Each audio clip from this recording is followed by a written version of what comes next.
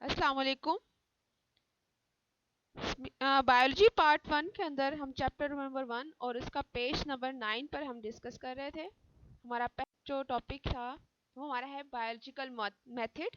उसमें last time हमने जो डिस्कस किया था वो हमने ऑब्जर्वेशन को डिस्कस किया था। आज करना है हमने बायोलॉजिकल मेथड में सेकंड होगा इसका मेथड, और उसमें आएगी हाइपोथेसिस एंड डिडक्शन।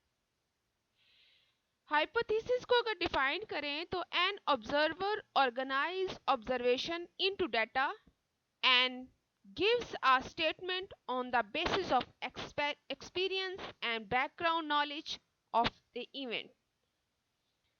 कि हाइपोथेसिस क्या चीज है कि एक ऑब्जर्वर किसी भी डाटा को एक तरतीब में इस तरह से लिखे जो उसने एक्सपेरिमेंट किया है, ये जो भी चीज उसने ऑब्जर्व की है, ये जो कुछ भी उसके साथ हुआ है, या उसके पीछे जितना भी उसका नॉलेज था या इल्म था, कोई भी इवेंट है, कोई भी उसके साथ वाकया हुआ है, तो वो सारा उसके पीछे जितना भी वाकया करेगा वो सारा क्या आ जाएगा, हमारे पास बायोलॉजिकल मेथड आ जाएगा या उसकी हाइपोथेसिस आ जाएगा।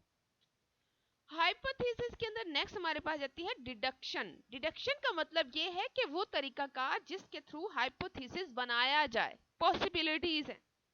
तो इसके लिए जो मेन हाइपोथेसिस के हैं वो दो हैं, एक है डिडक्टिव रीजनिंग और दूसरा है हमारे पास इंडक्टिव रीजनिंग। अब अगर हम डिडक्टिव रीजनिंग के अंदर जाएं, it involves drawing specific conclusion from some general principle और अजम्पशन टू स्पेसिफिक। डिडक्टिव का मतलब ये होगा कि अगर हम कोई ऐसी हाइपोथेसिस बनाएं जिसके अंदर हम किसी जनरल सी बात को, आम सी बात को लेकर किसी स्पेसिफिक चीज के बारे में एंड पे बता सकें, तो वो हमारे पास क्या जाती है, डिडक्टिव रीजनिंग आएगी। ऑल बर्ड्स हैव विंग्स, ये जनरल सी बात है कि सारे परिंदे जो होंगे उनके पास हमें विंग्स, हमें एक ऑब्जर्वेशन है।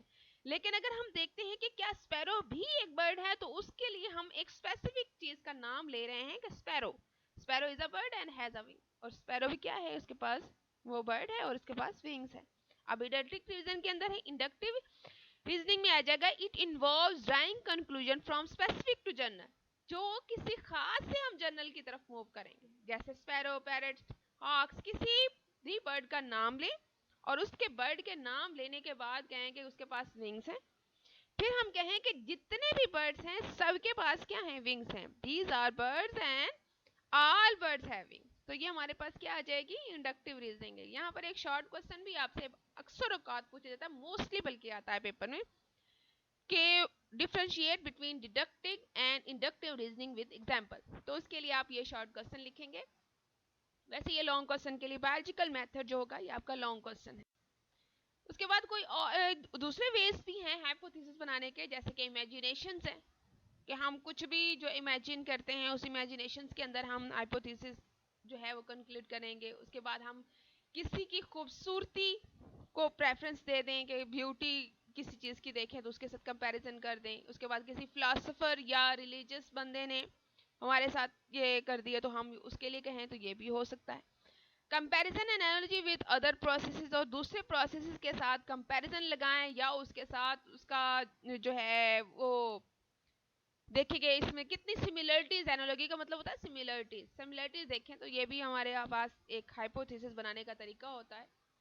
डिस्कवर कर दें किसी चीज को, कि कोई चीज हमने आसपास देखी है उसको डिस्कवर किया, तो वो भी हमारे पास क्या बन जाएगा। नेक्स्ट हमारे पास जाता है experiment.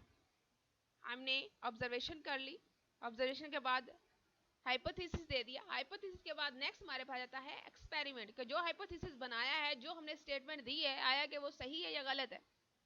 An experiment is a procedure designed to test a hypothesis as a part of the scientific method. कि एक एक्सपेरिमेंट क्या है, एक तरीका है, एक तरीकाकार है या अमल है जिसकी वजह से हाइपोथेसिस को टेस्ट किया जाए, जो कि साइंटिफिक मेथड का एक हिस्सा है। Any hypothesis is tested again and again. Her hypothesis या किसी भी हाइपोथेसिस को बार बार टेस्ट किया जाता है।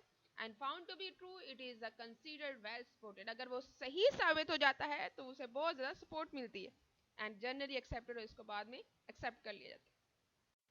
Thank you. घर पे रहें, और अपना बहुत सारा ख्याल रखें।